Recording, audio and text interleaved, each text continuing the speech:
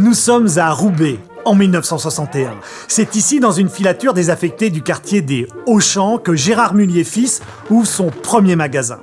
Il a de qui tenir, Gérard Mullier. Son grand-père, son père représentent une puissante dynastie d'industriels du Nord. Mais malgré ses origines, Gérard n'est pas un héritier, non.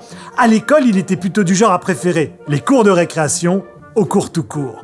Soucieux de la réussite du rejeton, son père négocie une moto contre le bac.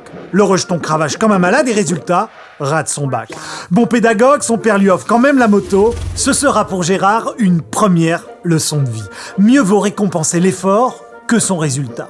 Sans le bac, à 18 ans, le voilà ouvrier, il en perdra une partie de la main droite, mais en gagnera un mental de chef. Les épreuves s'enchaînent, toutes ne sont pas drôles, mais de toutes, il tire des leçons. La trentaine approchant, il est envoyé par la famille aux États-Unis pour étudier une curieuse forme de commerce en libre service.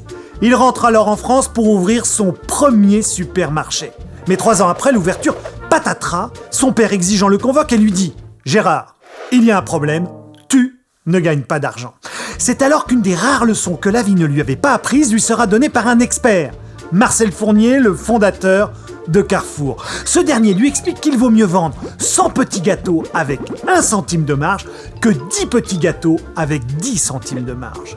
Gérard teste l'idée sur le whisky, les hommes dévalisent le rayon et surtout deviennent prescripteurs auprès de leurs femmes avec « va chez Auchan, c'est moins cher ». La réputation de l'enseigne était faite. Que nous apprend Gérard Mullier avec ses expériences et ses galères? Il nous apprend que l'école de la distribution, c'est surtout l'école de la vie.